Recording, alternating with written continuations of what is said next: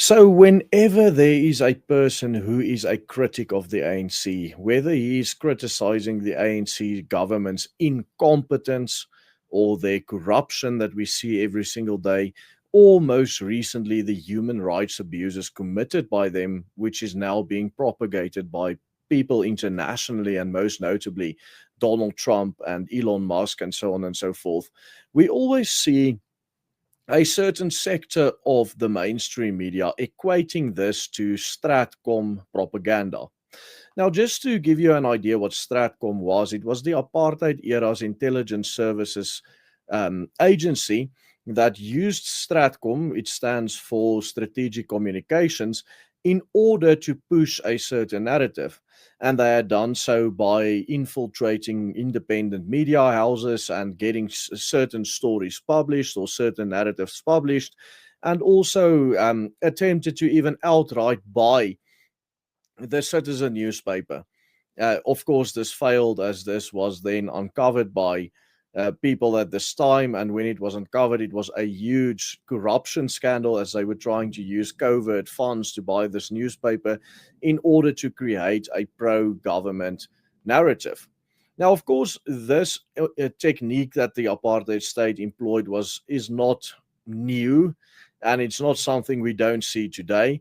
Intelligence agencies all over the world uses the mainstream media to push their specific narratives that they want to be pushed.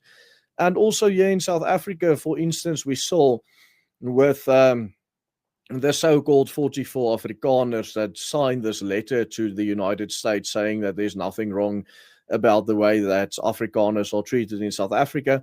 This entire operation was again uncovered to also be a operation controlled by the South African Intelligence Services, the South African State Security Agency. So the apartheid government employed these same techniques. And also, we talked on this channel in another video about how the American government is now accusing News 24 specifically of being run by, or not run by, but influenced by South African state security agencies to push false narratives against the interests of the United States. For instance, when they published that fact checker piece where they said there was no expropriation without compensation happening in South Africa, and everyone that says it already happened are liars. And then they were taken to the press ombudsman by Theo de Jager from SAI, and they lost their case because, of course, there has been previous cases of expropriation without compensation. In any case, so Stratcom was the apartheid government's version of this.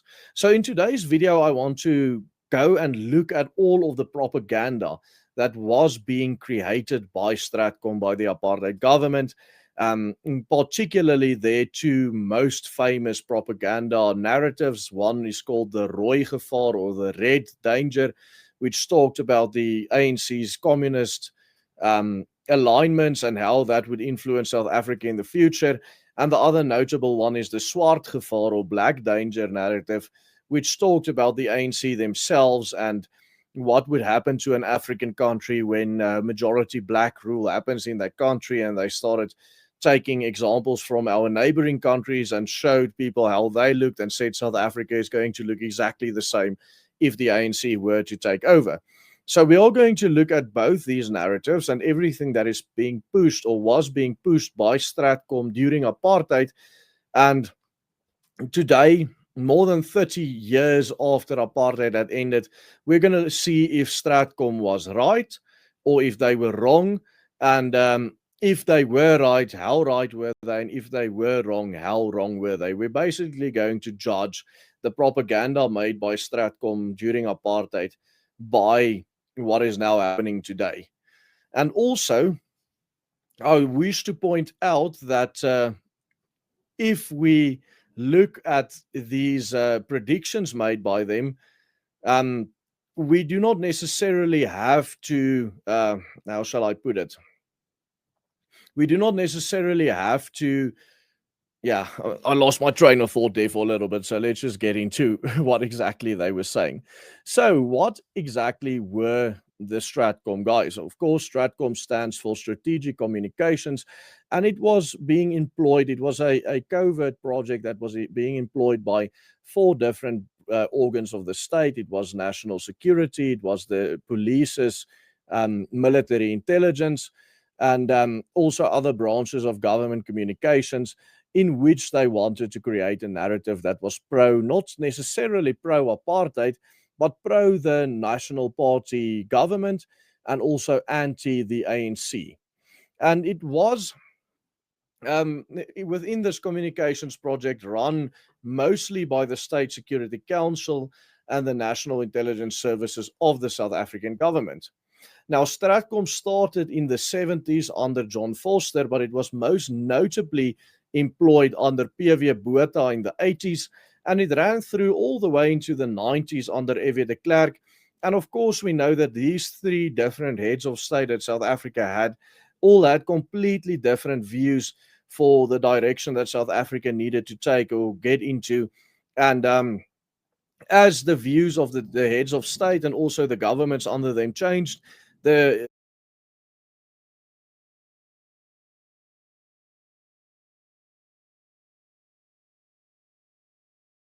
mostly employed to convince people to vote yes in the 1992 referendum, to convince people that we need to move forward with negotiations, and to convince people that an ANC government would not be that bad. But of course, we're not going to talk about that part of the history of Stratcom. We are mostly going to talk about the part that happened under P.W. Botha and John Vorster, where it basically perpetuated this rooi gevaar and swart gevaar narratives, and exactly what those two narratives meant, what was being said within those two narratives, and then we're going to judge them by today's standards. Of course, the ANC was already known as a terrorist organization during the time when Stratcom started, or a hostile political force in South Africa, with leaders like, including Nelson Mandela, already convicted of terrorism within the 1960s. So it wasn't to convince people they were terrorists, but basically to convince people, if these people take over, South Africa is going to be in dire straits. It was essentially, in its purpose, an anti-ANC propaganda machine, but it later became a machine used by F.W. de Klerk in order to push the agenda of the Rainbow Nation.